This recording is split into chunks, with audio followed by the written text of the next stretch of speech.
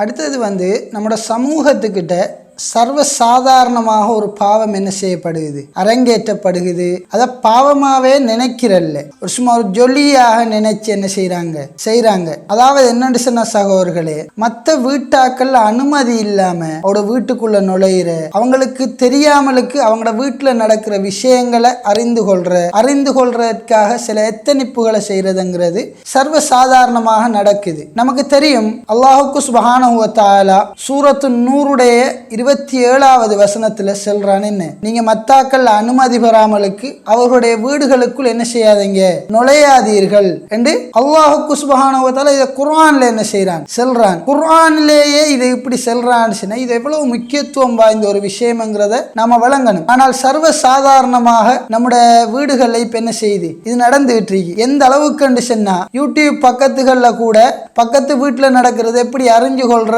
என்று சொல்லி வீடியோக்கள் கூட இருக்கு. அந்த கிளாஸை வச்சு என்ன செய்யறாங்க, இப்படி வீடுகளில் பார்க்கறது, இப்படி அதிகமான வீடியோக்கள் கூட மத்தாக்கள ரகசியத்தை எப்படி அறிஞ்சு கொள்ற என்று சொல்லி வருகுது.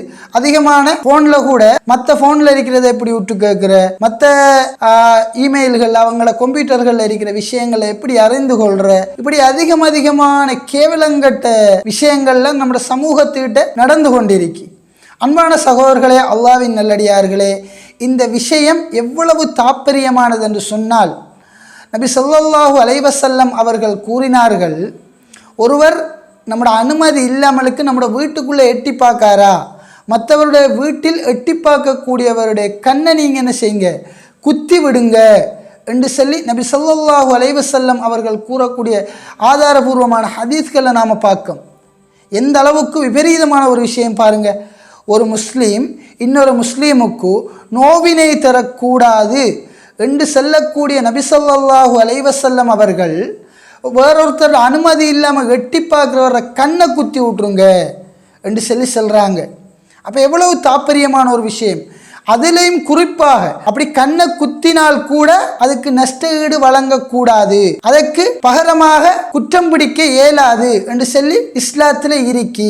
எனவே அன்பான சகோதரர்களே, அல்லாஹ்வின் நல்லடியார்களே, இந்த இஸ்லாம் மார்க்கமானது நமக்கு அழகான ஒழுக்க விழுமியங்களை என்ன செய்து கற்று தந்திருக்கி. ஒருவரோட வீட்டுக்குள்ள நாம போகணுமா, அவரோட அனுமதியை பெறணும். எத்தனையோ சஹாபாக்கள் நபி ஸல்லல்லாஹு அலைஹி வஸல்லம் அவருடைய வீடு தேடி வந்து சலாம் கூறப்பட்டு திரும்பி சென்றிருக்காங்க. 3 சலாத்துக்கு பதில் கிடைக்கலையா, திரும்பி சென்ற எத்தனையோ வரலாறுகள் நம்ம ஹதீஸ்கள்ல பார்க்கும். ஆனால் நம்ம என்ன செய்யறோம், செலாமே கூறுறது இல்லை, சடன்னு கிச்சன் வரைக்கும் அந்த வீட்டுல போறதுதான். சுப்ஹானல்லாஹ், ஒரு அறையிலிருந்து இன்னொரு அறைக்கு போறது என்று சொன்னாலே நாம் என்ன செய்யணும், அனுமதி கேட்கணும். அந்த அளவு ஒழுக்கமாக இந்த இஸ்லாம் நமக்கு ஆக்கி தரப்பட்டிருக்கு.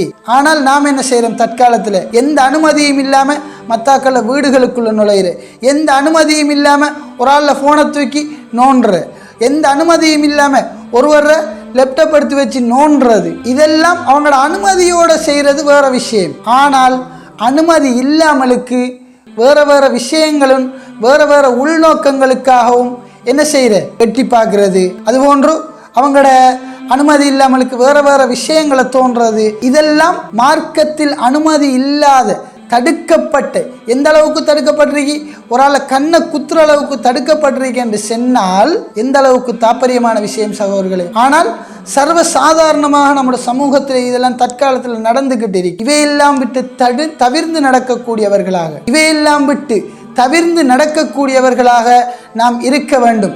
இந்த இஸ்லாம் மார்க்கமானது ஒரு கண்ணியமான மார்க்கம், ஒரு ஒழுக்கம் மிக்க மார்க்கம். எனவே அன்பான சகோதரர்களே, இந்த இஸ்லாத்தில் இருக்கக்கூடிய நாங்கள் ஒழுக்கம் மிக்கவர்களாக, மேன்மை தங்கியவர்களாக நாம் ஒவ்வொருவரும் ஆவதற்கு முயற்சிக்க வேண்டும்.